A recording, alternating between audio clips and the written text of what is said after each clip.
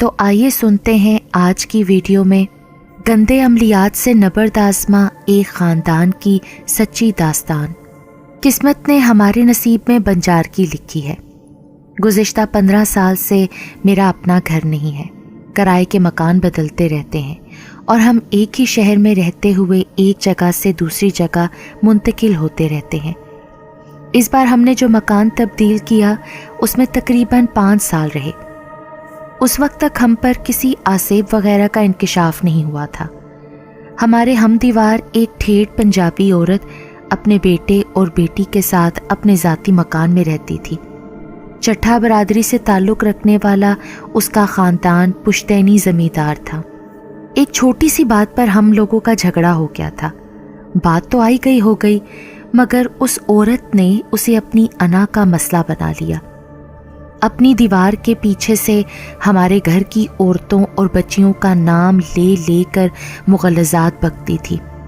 ہم نے خاموشی میں ہی عافیت جانی، اور جب معاملہ حد سے زیادہ ہو گیا تو اس کی ہذیان گوئی سے ہماری قوت برداشت ختم ہو گئی۔ پھر میرے والد صاحب اس کے بھائی محمد امین چٹھا کے پاس شکایت لے کر گئے۔ اس کے بھائی نے میرے والد صاحب کی بزرگی کا خیال کرتے ہوئے اپنی بہن کو سمجھانے کی کوشش کی، مگر اس کے دماغ میں تو شیطان بستا تھا۔ اس نے اپنی راگنی ترک نہ کی اور ہذیان بکنے کے ساتھ ساتھ اب ہمارے گھر میں گند سے لتھڑے کپڑے اور استعمال شدہ ڈائپرز پھینکے جانے لگے۔ ہم نے ایک بار پھر اس کے بھائی تک شکایت پہنچائی۔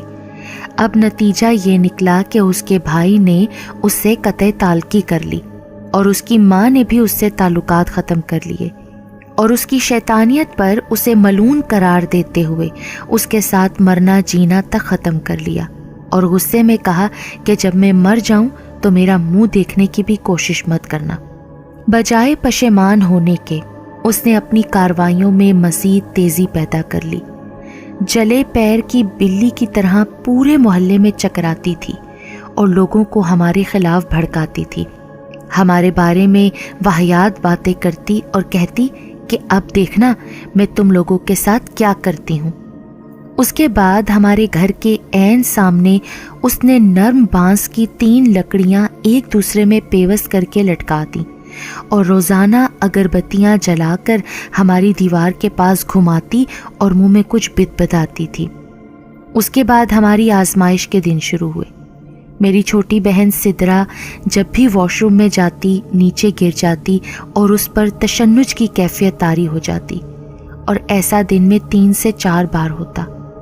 چوٹیں کھا کھا کر اس کا سر دکھتا پھوڑا بن گیا۔ ایک دن صبح کا ذکر ہے، میں نماز فجر ادا کر کے گھر داخل ہوا تو سدرا نے مجھے اپنا ہاتھ دکھایا جو انگوٹھے والی سائڈ سے اکڑا ہوا تھا۔ ہم سیدھا کر کر کے تھک گئے، مگر وہ سیدھا ہو کر نہ دیا۔ پھر 2 گھنٹے بعد خود بخود درست حالت میں آ گیا۔ اس واقعے کے بعد میرے دل میں کھٹکا سا پیدا ہوا کہ ہو نہ ہو یہ اسی عورت کی طرف سے کیے گئے کسی سفلی عمل کا شاخسانہ ہے جو اپنے اثرات ظاہر کر رہا ہے، مگر یہ صرف چند لمحوں کی سوچ تھی۔ وہی ہوا جو ایک مصروفیات میں گھرے شخص کی زندگی میں اکثر ہوتا ہے۔ بات جتنی بھی اہمیت کی حامل ہو، مصروفیات انسان کو صرف اپنی اہمیت ہی باور کراتی رہتی ہیں، باقی سب باتیں ثانوی حیثیت اختیار کر جاتی ہیں۔ اس بات کو بھی سرسری لیا گیا اور چند لمحوں کی فکر کے بعد بات آئی گئی ہو گئی۔ یہ اس سے تقریباً 1 ہفتے بعد کی بات ہے۔ دن کا وقت تھا۔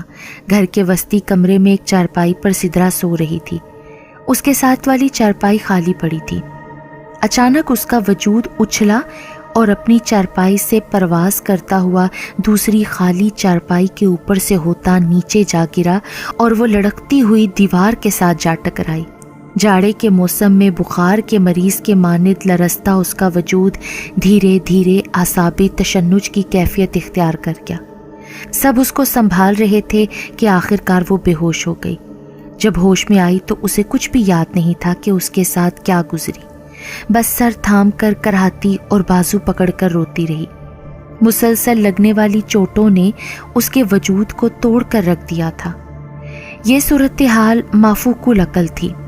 جس قدر اس کے متعلق سوچا جاتا اسی قدر پریشانی بڑھتی تھی۔ شاید زندگی میں پہلی بار اس قسم کے واقعات سے ہم لوگوں کا پالا پڑ رہا تھا، تبھی ہمیں یقین نہیں ہو رہا تھا۔ جنہیں یقین ہو چکا تھا وہ نادیدہ ایک خوف کے حصار میں تھے، ہر وقت کچھ نہ کچھ ہونے کا دھڑکا لگا رہتا۔ خوف ایک خاموش شکاری ہے، یہ شکار کے تھک جانے تک اسے اپنے وہموں، وسوسوں اور اندیشوں کے حصار میں رکھتا ہے، پھر ایک دم مجسم ہو کر سامنے آ جاتا ہے۔ ہمارا خوف بھی مجسم ہمارے سامنے آ گیا، اندیشہ حقیقت بن گیا۔ دن میں 3 سے 4 بار سدرا چوٹیں کھاتی اور آپے سے باہر ہو جاتی۔ تشنج کی کیفیت سے یہ اثر شروع ہوتا، 1 سے 1.5 منٹ تک سانس بند ہونے کی کیفیت ہوتی اور پھر مدہوشی پر اختتام ہوتا۔ اس کے بعد وہ باہر بھاگنے کی کوشش کرتی، جیسے اس گھر میں اس کا دم گھٹتا ہو۔ ضد میں الٹے ہاتھ پختہ فرش پر مارتی، ایڑیاں فرش پر رگڑتی اور دیواروں سے ٹکرے مارتی۔ دم درود سے کچھ افاقہ نہیں ہو رہا تھا، ڈاکٹرز کی بھی سمجھ سے یہ کیس باہر تھا۔ آخر ہم نے گھر تبدیل کرنے کا فیصلہ کیا۔ گھر ڈھونڈنے میں کافی دن لگ گئے، تب تک مسلسل ایسی چوٹوں والے واقعات نے سدرا کی حالت کافی زیادہ مخدوش کرتی تھی۔ آخر کار مجھے مناسب کرائے پر ایک مکان مل گیا۔ وہاں شفٹنگ کیسے اور کن حالات میں ہوئی یہ تو ایک الگ کہانی ہے۔ یہ نئے گھر میں ہمارا پہلا دن تھا۔ رات کو عشاء کی نماز کے بعد بیٹھے بیٹھے اچانک سدرا کے سر میں درد شروع ہو گیا۔ ہم تو نئے گھر آ کر مطمئن تھے کہ اب اس مقام تک اثرات کا وجود رسائی نہیں پا سکتا، مگر یہ ہماری خام خیالی تھی۔ سر درد بڑھنا شروع ہو گیا اور وہ دونوں ہاتھوں سے سر تھام کر نیچے گر گئی۔ آنکھیں چھت پر مرکوز، سانس بند اور ہلکی ہلکی آواز میں مسلسل امی امی پکارنے لگی۔ نئے گھر کے نامانوس ڈھنڈار میں رونا پیٹنا مچ گیا۔ جتنی آیات قرآنی یاد تھیں پڑھ ڈالی گئیں، مگر ایک ذرا بھی افاقہ نہیں ہو رہا تھا۔ یوں لگتا تھا جیسے کوئی اس کے سر پر ہتھوڑے برسا رہا ہو۔ تقریباً 1 گھنٹے کے بعد اس کی حالت خود بخود نارمل ہوئی اور ہم نے سکھ کا سانس لیا۔ حادثات انہونی کا دوسرا نام ہے۔ کوئی نہیں جانتا کہ آج کے بعد دوسرا دن ہم کن حالات میں گزاریں گے۔ بسا اوقات انسان کو ادراک بھی ہوتا ہے کہ آنے والا وقت میرے لیے کس نوعیت کا ہے اور مجھے اس کے خیر مقدم یا مقابلے کے لیے کیا کیا اقدامات کرنے چاہیے، لیکن بہت کم لوگ ہی اس بات پر کاربند رہتے ہیں۔ ہمارے اوپر ذمہ داریوں کا بوجھ تھا کہ بڑھتا جا رہا تھا، مگر کام پہ جانے کا کچھ ہیلا نہیں بن پا رہا تھا۔ مجھے دن بھر سدرا کے ساتھ بیٹھنا پڑ رہا تھا اور میری موجودگی میں وہ بہتر محسوس کرتی تھی۔ میں نے اپنے مخدوش حالات کے پیش نظر دعا کے لیے فیس بک وال پر اس سلسلے میں پوسٹ لگائی کہ احباب ہمارے لیے دعا کریں۔ اسی دن مجھ سے سحر سید نامی ایک نیک خاتون نے رابطہ کیا اور یہ کہہ کر مجھے حیران کر دیا کہ گزشتہ کئی دنوں سے مجھے سدرا کی تلاش تھی۔ میں نے پوچھا کیا مطلب؟ تو وہ کہنے لگی آپ بھائی پریشان نہ ہوں، سمجھ لیں کہ آپ کی مشکل ختم ہو گئی۔ میں نے بولا کہ مجھے پوری بات تو بتائیں۔ بات دراصل یہ ہے کہ مجھ پر اللہ کا کرم ہے کہ جب بھی اللہ کے حکم سے مجھے کسی کی مدد کے لیے چن لیا جاتا ہے تو مجھے خواب میں اس کام کی کچھ نوعیت نظر آ جاتی ہے۔ تو سدرا کے متعلق آپ کو کیا نظر آیا؟ میں نے 2 دن پہلے خواب دیکھا تھا، میرے ساتھ ایک بچی تھی اور ہم ایک کیچڑ زدہ جوہڑ میں گر جاتے ہیں، مگر جب ہم باہر نکلتے ہیں تو حیرت انگیز طور پر ہمارے کپڑوں پر کوئی گندگی نہیں ہوتی۔ تب سے مجھے اس بچی کی تلاش تھی اور اب مجھے یقین ہو گیا ہے کہ وہ بچی سدرا ہی تھی۔ میں سوائے حیرت کے اور کیا ظاہر کر سکتا تھا، مگر سحر سید صاحبہ کی باتوں پر مجھے حرف بحرف یقین آتا جا رہا تھا، نہ جانے کیوں، شاید اس لیے کہ یہی حقیقت تھی۔ سحر سید کی پراسرار شخصیت نے میرے دل میں ان کی عقیدت بٹھا دی اور مجھے لگا جیسے انہی کے وسیلے سے میرے وسائل کا پہاڑ رائی بن گیا ہو۔ انہوں نے اس سے اگلے دن عصر کی نماز کے بعد فون پر پہلا دم کیا، جو کہ 15 منٹ تک جاری رہا۔ اس دوران سدرا کی مزاحمت نے سب کے ہاتھ پیر پھلا دیے، منہ سے ڈکراتی آوازیں خارج کرتی اور سر پٹکتی، جسم مکڑ جاتا اور ہاتھ پاؤں مڑ جاتے۔ جتنی دیر تک دم ہوتا رہتا اس پر یہی کیفیت طاری رہتی، جیسے ہی دم ختم ہوتا وہ نڈھال ہو کر ڈھیسی جاتی۔ سیدہ صاحبہ نے 2 تعویذوں کے نقش مجھے سینڈ کیے، جن کے پرنٹ نکلوا کر ان کی ہدایت کے مطابق ہم نے سدرا کے گلے میں لٹکا دیے۔ ساتھ ساتھ ان کی ہدایت تھی کہ سدرا کو یقین دلایا جائے کہ اب وہ ٹھیک ہو گئی ہے اور وہ 2-3 دن کے بعد مکمل طور پر صحت یاب ہو جائے گی۔ ان کی اس بات پر ہم نے عمل کیا اور سدرا کو یقین ہو گیا کہ اب وہ بہتر ہے۔ اسی یقین سے شہ پا کر اس نے خود پر گزرے حالات ہمیں بتائے۔ یہ ایک ایسا انکشاف تھا جو وہ ہمارے سامنے کرنے سے ڈرتی تھی۔ نادیدہ قوتوں کی طرف سے اسے تنبیہ کی جاتی تھی کہ کسی کو بھی ایک لفظ بتانے کی کوشش کی تو وقت سے پہلے ہی اس کا قلع کما کر دیا جائے گا۔ چونکہ ہم اسے یقین دلا چکے تھے کہ اب سب کچھ ٹھیک ہو چکا ہے، لہٰذا اس نے کھل کر سب کچھ بتا دیا۔ اس کے کہے کے مطابق ہر روز دن کے 3 بجے اسے سفید چولے میں ملبوس ایک شخص اپنے ساتھ لے جاتا ہے۔ ایک ویران گھر کا دروازہ رضیہ خالہ، جو کہ ہماری ہم دیوار ہمسائی ہیں، وہ کھولتی ہیں۔ اس گھر کی سراسیمہ خاموشی میں مسلسل قطروں کے گرنے کی آواز آتی ہے جو کہ خون کے ہوتے ہیں۔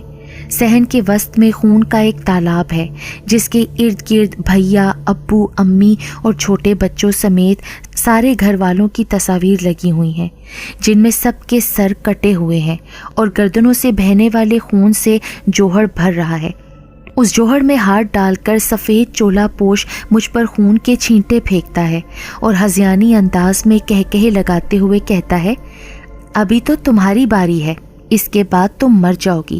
پھر اس کے بعد ان تصاویر میں سے دوسرے نمبر والی تصویر جو کہ تم سے بڑی بہن کی ہے، اس کی باری ہے۔ اسی طرح یہاں جتنی تصاویر لگی ہیں سب کو باری باری مار دوں گا۔ اس کے بعد خون کے تالاب سے چلو بھر کر وہ مجھ پر خون ڈالتا ہے اور مکمل نہلا دیتا ہے۔